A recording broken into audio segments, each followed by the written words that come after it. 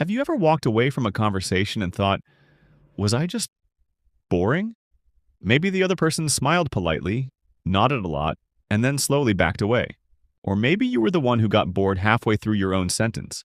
Here's the truth, you're probably not boring, you just might be doing what boring people do. And the good news? That is incredibly easy to fix. Let's break it down step by step. Step 1. Stop trying so hard to be interesting. Most people think the way to be less boring is to become more interesting. So they try really hard to impress others.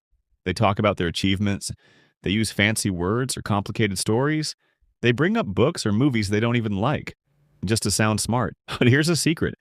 Trying too hard to be interesting is what makes you boring. Think about it. Have you ever listened to someone go on and on about a trip you don't care about, using a bunch of big words you don't understand, and talking so long you forget what the story was even about? Exactly.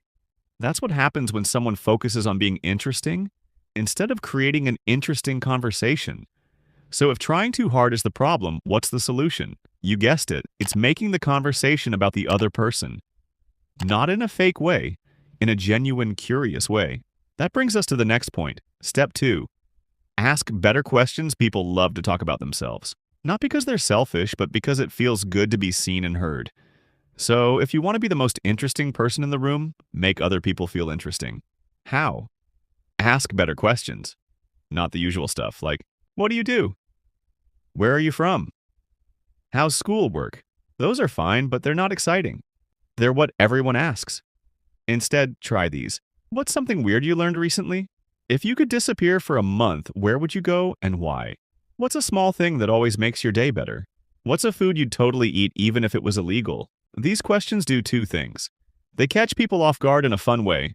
They help people open up with stories, opinions, and jokes. Bonus tip. Follow up on their answers. If someone says they disappeared to New Zealand for a month, don't just nod. Ask why. Ask what they do there. Ask if they've ever been before. Each question is a doorway. Your job is to gently open it and let them step through. And here's the best part. When you ask good questions, you don't have to do much talking. The other person will do the work for you. And they'll walk away thinking, wow, that was a great conversation, even though you barely talked. Step 3. Learn the art of the short story. At some point, you will have to talk about yourself. That's normal. That's how connections are made. But here's the key. Keep it short and make it snappy. Most people mess this up. They take forever to get to the point. They include every detail, they ramble. Then they circle back to the beginning. Then they ramble more. You don't need a 5-minute monologue. You need a moment. A good story has 3 parts. The setup, what's going on? The surprise. What's the twist, joke, or problem? The finish. How did it end, or how did you react? Here's an example. I tried to cook chicken for the first time. Didn't know it had to be thawed. I made chicken ice cubes. We ended up ordering pizza. Simple, quick, funny. And it opens the door for the other person to say, oh wow, that reminds me of when I tried to cook. Now it's a conversation. You can practice telling your stories by writing them down in a notebook. Try telling them different ways. Cut out the boring parts. See how short you can make it without losing the fun. And always end your story with a question like, has that ever happened to you? Do you cook? What's your worst kitchen fail? That's how you turn a story into a shared experience. Also, collect stories from other people. When someone tells you something hilarious, ask if you can borrow that story, and give credit if needed. Build a small mental library of stories you can tell. Rotate them like your favorite t-shirts. Step 4. Read the room. It's a superpower. You might have the best story or the funniest joke, but if the timing is wrong, it won't land. That's why reading the room is so important. Pay attention to body language. Are people smiling, nodding, leaning in? Good signs. Are they looking away, checking their phone, giving short answers? Time to change the subject. Also, listen to the vibe of the conversation. If everyone's joking, keep it light. If someone just shared something serious, don't jump in with a joke about your dog wearing sunglasses. And if things feel awkward, don't panic. Just pivot. Okay, weird question. So, total change of topic, but this is random, but what's your opinion on confidence is less about being perfect and more about being okay with switching gears? Oh, and here's an expert move. Know when to end a conversation. If you're not sure what to say next, don't force it. Just smile, thank them for chatting, and move on. Leaving before things get awkward makes you seem confident and self-aware. People will actually want to talk to you again. Step 5. Confidence without the ego. You don't need to be the funniest, smartest, or most outgoing person in the room.